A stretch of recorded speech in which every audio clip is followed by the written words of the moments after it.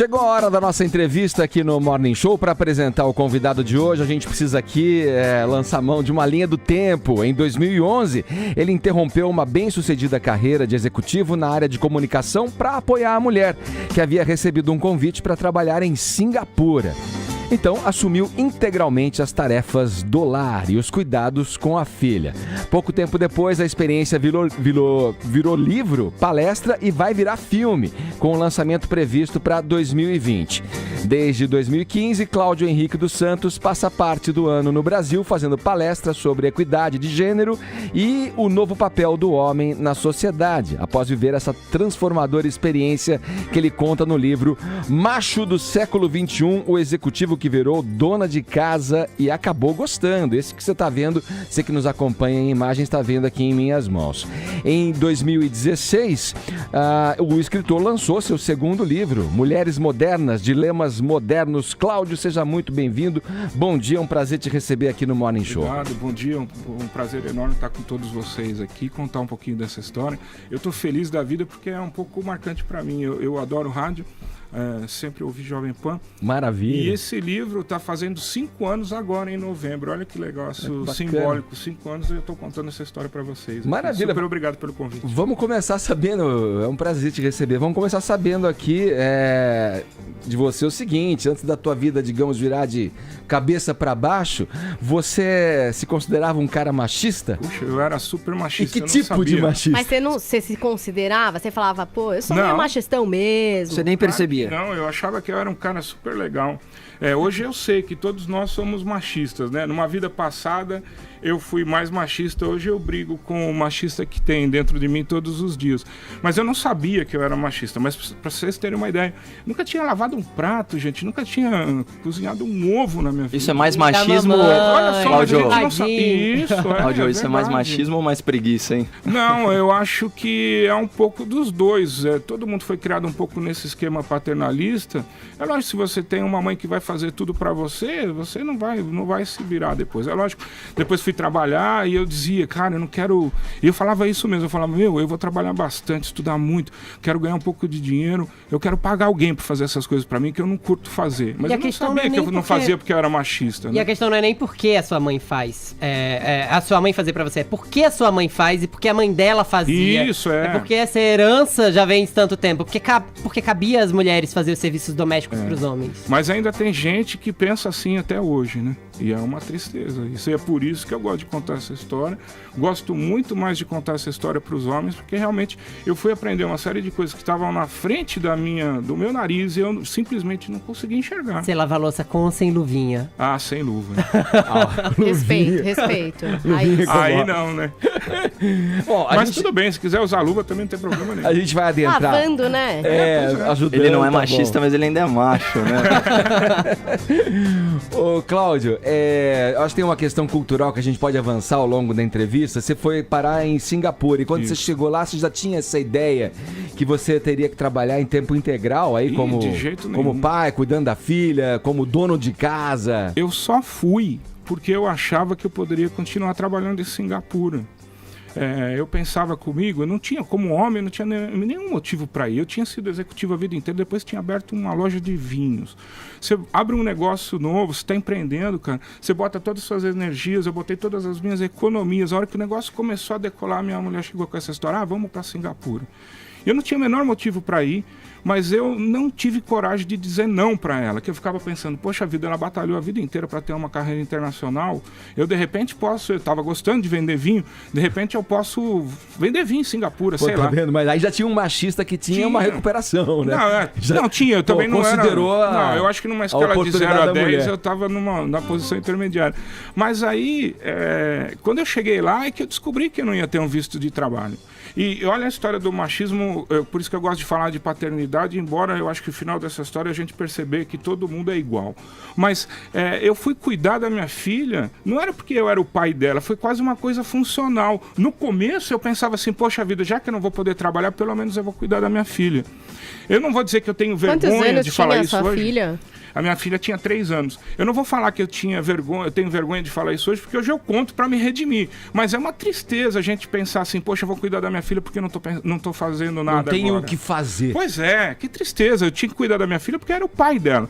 Mas, infelizmente, a gente fica com essa carga toda, esses vieses todos, esse negócio fica na cabeça da gente e fica difícil desconstruir. Eu tive que virar dono de casa para aprender essas coisas e eu fui virar um pai de verdade. É lógico que eu gostava da minha filha, eu ajudava, né? Hoje a gente fala, eu ajudo a minha mulher. Cara, não tem que ajudar, você tem que fazer as coisas, né? Não é ajudar.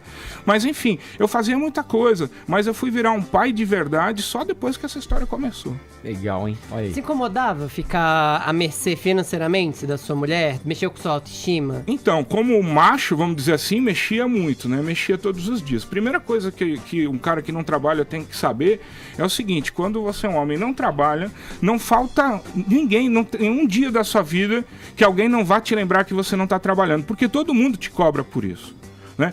Hoje, depois de viver essa experiência toda, eu entendi também, porque a gente como homem acha normal, por exemplo, uma mulher ficar dependendo da gente. Não é normal.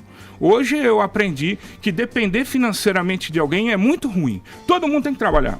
Homem, mulher, cachorro, galinha, criança, se puder trabalhar, tem que trabalhar. Tem que ter uma atividade. Tem que ter uma atividade, mas lógico que Profissional. a atividade tem a ver com a parte intelectual, mas tem que ter uma independência financeira. Sim. Quando você não tem uma independência financeira, você depende de alguém, você abre mão sim dos teus sonhos, você abre mão dos teus objetivos. Abre mão de você. Sim, e aí a gente chega nessa história de, poxa vida, para ser hoje no mundo moderno, para ser um ser humano pleno, você precisa desenvolver essas atividades também, precisa trabalhar, precisa no mínimo ser independente financeiramente. Eu não sacava essas coisas, mas Singapura é longe pra caramba, né? Eu literalmente foi isso. Eu fui dormir no Brasil e acordei em Singapura, né? Quando eu acordei lá é que eu fui sacar essas coisas de, poxa vida, eu vou depender do dinheiro da minha mulher para comprar um sanduíche na esquina, cara. Eu de fato demoro um pouco pra você entrar, né, ainda mais no exterior, você entrar numa vida mais ou menos financeira, eu tinha que entrar na conta conjunta. Eu era o segundo da conta conjunta, né? Não podia fazer um monte de coisa, mas eu tirava dinheiro no caixa eletrônico da esquina, a minha mulher recebia um SMS lá, o Claudião tá tirando 200 doleta lá no... Cara, isso pra mim, que era machão ainda, sim, cara, isso doía demais pra mim. Falar assim, cara, a minha mulher tá controlando. Agora, para pensar, a Paula, que é mulher, aliás, é a única mulher que tá aqui hoje, né? Quantas mulheres passam por essa situação todos os dias? Eu não passo. Que bom! E ninguém deve passar. Pode até passar, como eu passei, mas que seja uma escolha. Mas eu queria saber como é que era a sua troca em casa, assim, porque, claro, existe a posição do homem na sociedade, né? O que se espera, o que não se espera, mas eu acho que um casal, além de ter ou não machismo imbuído ali, é uma parceria, né? É uma parceria que envolve amor, que envolve um projeto de vida, assim. Eu acho que extrapola até essas questões, que nem você falou. Total. Como eu fui perceber que eu era machista de toda a minha criação, eu acho que eu com meu marido, a gente tem várias conversas em que ele também percebe isso, percebe onde estão os privilégios de ser um cara branco, classe média. Enfim, acho que é uma coisa também, uma parceria. Qual que era a sua troca com a sua mulher? Quando você começou a cuidar da sua filha, por exemplo, você não deu um despertar, tipo, cara, como que essa mulher, essa minha mulher, se virava com todas essas situações há 3 anos? Então, olha só. Primeiro que em casa foi muito natural. A gente começou a carreira juntos, a gente passou uns apertos juntos, a gente cresceu financeiramente junto. Então, essa mudança pra gente foi um passo hipernatural. Mas era como se a gente estivesse dentro de uma bolha. Lá dentro da nossa casa estava tudo legal, mas lógico que fora que causava estranhamento, né? Você falou dessa história da mulher, uma das coisas que caiu minha ficha, por exemplo, é essa tal de segunda jornada, né? A jornada dupla de trabalho, que hoje até falam nas empresas, depois a gente pode voltar nisso. Teve um dia lá, minha mulher no começo viajava muito para a Ásia, Ásia inteira, então eu ficava lá com a minha filha e ela estava um dia, ligava do Vietnã, da Tailândia, da Indonésia, e aí, sei lá, minha filha estava com a febre no dia, ia para a escola e ela ligava, fazia follow-up comigo, já fez isso, já fez aquilo, não sei o que, ela falava, cara, essa mulher deve ser louca, se eu tivesse trabalhando, eu não dava conta de cuidar da casa e da minha filha. Eu já não estava dando conta, tudo bem que eu não tinha nem as ferramentas para fazer, eu fui aprendendo tudo, mas já não estava dando conta nem só cuidando da casa, eu tinha uma filha. Aí eu fico imaginando, e a mulher que não tem um marido para compartilhar as coisas, que tem que trabalhar para botar um prato de comida na mesa, tem 2, 3 filhos, ainda tem que dar conta dos filhos. Cara, isso é uma loucura. Qual que é a tua atividade de predileção, assim, nos afazeres domésticos casa... Que a gente falou de lavar louça aqui, né? Predileção. Tem gente que Vamos lá. Em Vamos lá. casa nenhuma. Mas- Cara, o trabalho doméstico Você é não muito desenvolve- chato. Ouço verdades aqui nesse programa. É muito Quem chato. gosta de lavar uma Mas louça... Você quer por saber? exemplo- A mulher faz porque o homem, se tem um homem do lado, ele não vai fazer, por isso que ela faz. Mas eu Pra não não conheço. virar aquela bagunça, Paulo, você né? conhece alguma mulher que fala assim, eu adoro lavar Mas uma vem cá, louça? peraí, não, Ah, eu só deixa eu lavo falar. louça quando tô bravo. Ó, deixa eu usar um exemplo, Terapia. talvez aqui ver se serve na nossa musiquinha. conversa. Claro que não é o caso do Filipão, por exemplo. Você vai entender a conexão. O Filipão, por exemplo, uma vez falou, ele adorava lavar louça porque era um momento em que ele, lavando louça, ele meditava, refletia sobre as questões. Certamente ele adorava essa atividade porque não era uma atividade obrigatória. Depois do 7 a 1, Ele nunca principalmente. lavou, né? Com certeza ele fazia uma vez por mês, né? Mas, por exemplo, se você tivesse que escolher, pô, tem lá limpar a vidraça, Não, entendi o que limpar você o falou. chão, lavar a louça, limpar banheiro, pô, limpar banheiro é muito pior que lavar a louça. Cara, Fala você aí. sabe, eu gosto de cozinhar, mas eu não virei um Masterchef, nada disso. Na verdade, eu fui cozinhar porque eu precisava cozinhar no mínimo para minha filha, né? A minha filha ficava em tempo integral e eu tinha que mandar comida. Eu não tinha coragem de mandar sanduíche para a escola. Sim. E aí eu fui aprender para não errar tanto, né? Mas eu cozinhava mais para mim mesmo e quebrar o galho. Eu não sou um Masterchef, mas eu gosto de cozinhar. Eu fico feliz quando dá certo, né? Você faz um negócio diferente, dá certo. Cláudio, você perdeu amigos? Porque imagino que Não. vários amigos machões possam ter saído te julgando, Não, hein? você sabe que não. Eu acho que a gente tem categorias, né? Tem os amigos e tem os conhecidos. Os meus amigos, alguns deles, depois eu fiquei sabendo a primeira vez que eu vim passar férias no Brasil. Eu fiquei sabendo que eles tinham feito uma aposta, quanto tempo que eu ia aguentar como dono de casa. O cara que ganhou, que foi o que falou o prazo máximo, falou 1 ano e 2 meses. Nossa. Olha aí. Esses caras, é lógico que no começo eles morriam de pena de mim, eu sei disso, eles me falam, hoje eles me admiram mesmo, porque eles perceberam que primeiro que hoje eu tenho um orgulho de contar dessa história, lógico, os mais machistas ainda falam, pô, esse cara tem que tirar o chapéu, ele fez de um limão uma limonada, virou dono de casa e agora o cara tá ganhando a vida com isso, contando essa história. Essa é a visão machista. Mas eu percebo, sim, que os amigos mais próximos, a gente consegue influenciar as pessoas que estão do nosso lado. A gente conversa hoje sobre uma série de coisas que a gente sequer conversava, porque era um papo, sei lá, quase um papo de mulherzinha, né?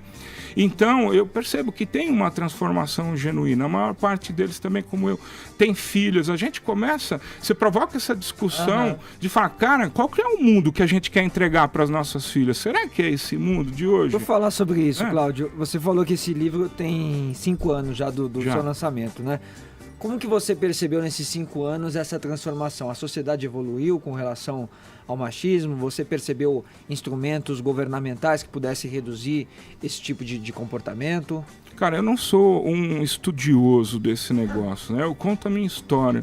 É lógico que eu presto muita atenção. Percepção. O que eu percebo, por exemplo, é que os mais jovens não têm muito essa pegada machista. Só que a gente também não pode cair na armadilha de achar que os comportamentos não podem ser reproduzidos. Mas eu vejo que essa molecada aí está muito mais aberta para a diversidade, é menos preconceituosa, sim. E eu acho, e eu vejo, porque é lógico, tem um monte de pais que me acompanham e os caras me escrevem. Tem uma série, 5 anos atrás, eu acho que não tinha isso, não. E não vou dizer que foi por causa de uma história, mas tem uma série de comunidades hoje de pais que os caras trocam essas experiências, ficam super felizes.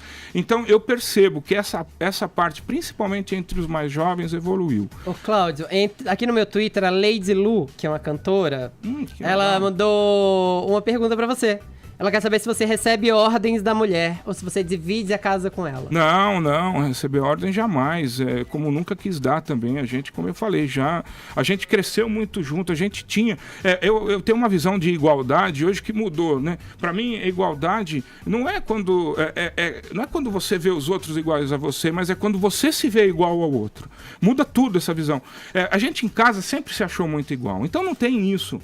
O que tinha sim, que eu tô falando, às vezes até me incomodava, que eu falava assim, cara, não precisa fazer follow-up, vai lá ter a reunião com o teu presidente lá, que eu tô cuidando da febre da minha filha. Tinha uma preocupação. Um controle, né? Tinha um controle, porque também tem uma coisa, e não era o caso da minha casa, mas tem uma coisa, os homens não avançaram pro trabalho doméstico, pro cuidado dos filhos, mas também tem muita mulher que quer guardar aquilo como um território dela também. A casa e o filho é um território dela e não vai se atrever a fazer.